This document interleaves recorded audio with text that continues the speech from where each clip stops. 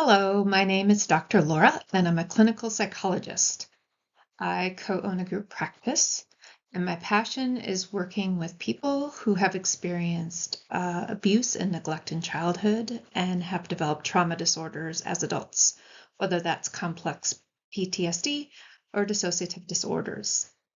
I have been doing this for a good 20 years now, and I have learned so much, both from other professionals, but also from each and every one of my clients.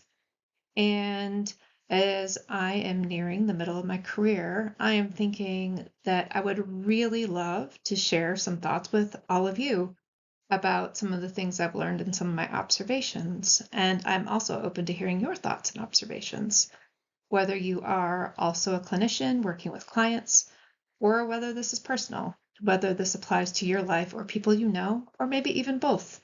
So, yeah, enjoy and let me know what you think. Welcome to the Impact of Abuse and Neglect in Narcissistic Family Systems, Part 5. Now it is time for me to go through the narcissistic defenses with you. Part 5 will be devoted to externalizing defenses. So before going on to describing the narcissistic defenses in depth, I just want to review again, what is a narcissistic defense?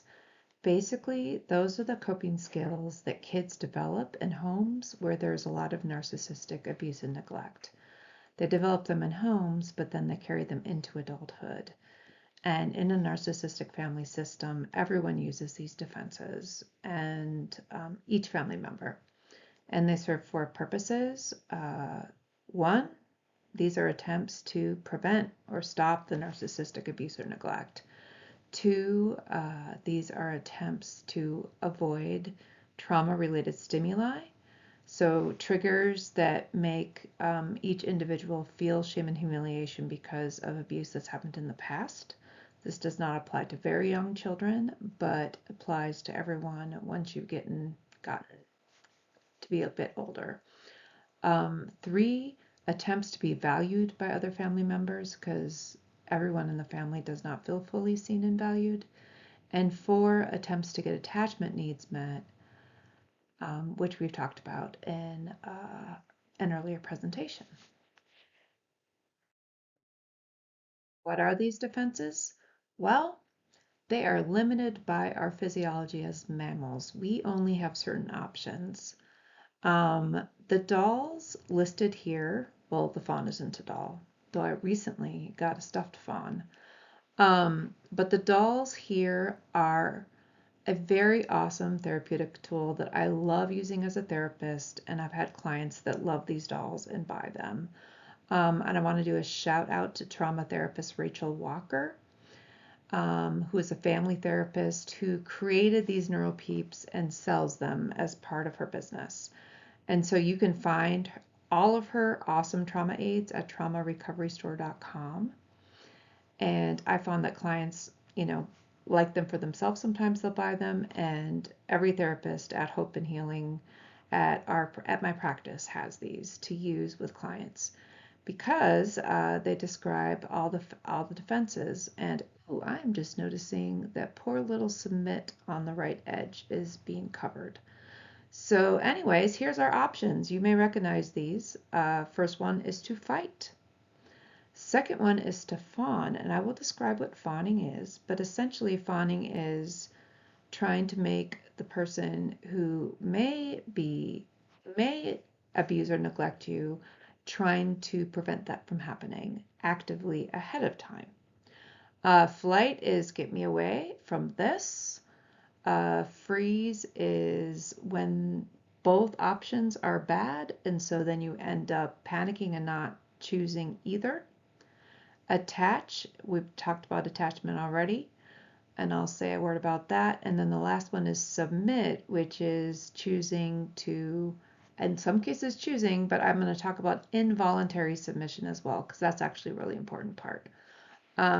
But it's submitting to whatever the person abusing you wants. And if, in the moment, they want you to do what they want. And so it's either choosing or involuntarily falling into doing what they want. Okay, so this particular video, we're going to spend a lot of time on fight, maybe introduce fawn, though that might be actually needing to wait until part 6, so we'll see.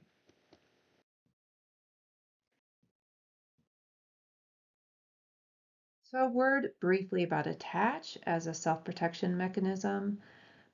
Okay, so I talked about it briefly in a previous video, but basically the first impulse of an infant or young child in danger is to turn to a parent for safety. But if one parent is abusive or neglectful, the child, if they have an option, will not turn to that parent. They will seek the second parent. And if they do that, that's not a narcissistic defense. That's just a child's primary self-protective mechanism. And when this results in safety, like if there's a parent to go to who is safe, who can get you safe and help you feel safe, you don't need the rest of the defenses, hardly, or you need them significantly less. So attach is a protective factor, but again, if there is no one to run to, then all the other defenses get exaggerated. So like I said, most of this video is going to be on fight. And the fight impulse is in the context of narcissistic abuse, that's externalizing defenses. And externalizing means I am not the threat, you are the threat. So externalizing defenses are rooted in our desire to fight someone who is threatening us. In a narcissistic family system, this desire gets distorted. The language of fight is also the language of contempt and shaming someone and humiliating them. So that's what the fight impulse doesn't always look like that, but in a narcissistic family, that's a type of fight impulse that's being modeled by at least one, a way to fight that's being modeled at least by one of the parents. And so if there is a parent to start out with, or both parents,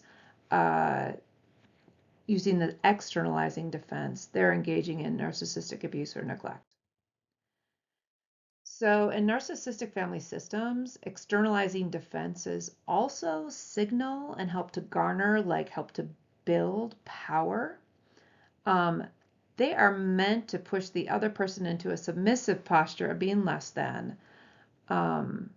And the reason they want that is because when someone is submissive, they don't find fault with you or push back against what you want. And a word here, everyone in the family knows that using an externalizing defense against someone in the family who has the most power or significantly more power than you is a terrible idea and will result in you getting put in your place. In other words, it will result in you getting shamed and humiliated. I talk about this with clients who are ashamed of having a submissive response and ashamed as adults that they did not fight back.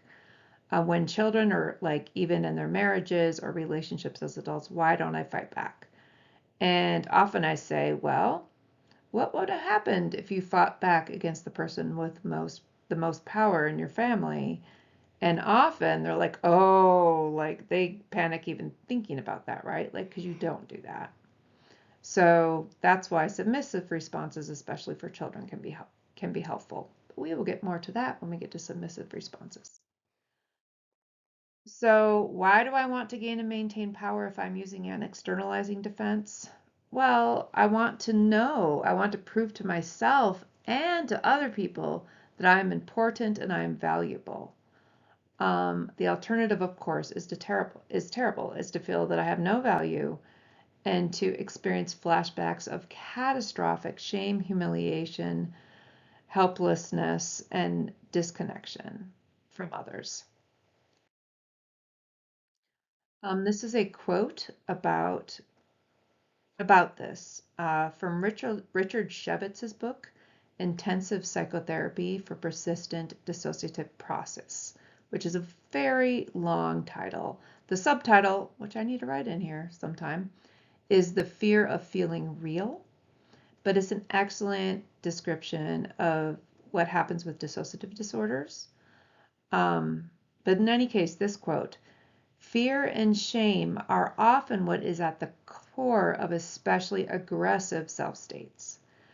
In other words, when someone is using an externalizing defense, fear and shame are often at the core of what's behind. And those self-states, that way of that defense, and the parts of that person that can be defensive in that way often have all the attitudes of a rebellious teenager. These parts of the person are repositories of visible rage, utter contempt, paradoxically hidden shame. In other words, the shame is the driver, profound humiliation, and fear of re-experiencing those toxic feelings. So that's exactly what I'm describing here and more in this whole series of presentations in a way. This is a major point that this is why these externalizing defenses happen. So more about how and when they're used. If there is a family member with narcissistic personality disorder, that person will use these defenses very often for shame protection, self-protection, shame deflection, shame prevention actually too, or to gain or reinforce the power structure where they have the power and therefore cannot be corrected. Some family members may be targeted more than others. When specific family members are targeted consistently more frequently, these family members, or sometimes only one, are the scapegoats of the family. Alternately, in other families with other narcissistic family systems, the target shifts a lot. And in some, it's actually a back and forth struggle between the parents. And so there's fierce debates over who's good, who's bad, who's to blame, each parent wanting to avoid those flashbacks of shame, humiliation, and helplessness. And just a little bit on scapegoating, because the scapegoats, y'all are my clients, right? Every therapist knows that the people scapegoated in a narcissistic family system are more often like, we see y'all more often than we see the people who are privileged in the system and don't get targeted as much. And sometimes actually in a narcissistic family system, a parent is the target. I'm thinking of one client I have right now who's the other parent basically co-opted their child, who is now an adult, and both the other parent and the child consistently shame and humiliate my client, who is a parent in the system. So that's worth noting too, that a scapegoat can be a parent. Usually this person has been told that they're being scapegoated because of something distinctive to them, like sometimes it's something they can't control, like their sex, their hair color, their skin tone, their gender. And sometimes it's something alleged about their abilities, because they have or don't have, talent in sports, or their intelligence, whether they're lazy. It's an alleged personality trait. So if you're the scapegoat in your family and you start therapy or you're in therapy right now, it's important to give some hope and know that part of the therapy process is internalizing the truths that those traits or abilities or lack of abilities don't make you inferior to anyone. In fact, what you've been told might not even be true. Like you may actually be smart or athletic or whatever the thing is you were told you were not. Those are just traits that were picked arbitrarily by your parents. And, why did they pick them? Well, the same things we've been talking about, to avoid their own shame and humiliation. Unfortunately, some parents, in order to avoid their own shame and humiliation, need their kids to bear it for them. Or need is the wrong word. They put it onto their kids. And they tell you that something is wrong with you so that they can feel that there is nothing wrong with them. This is not your fault. Thank you for watching part 5. In part 6, we're going to continue to talk about narcissistic defenses and focus on fawning as a very significant narcissistic defense. See you then.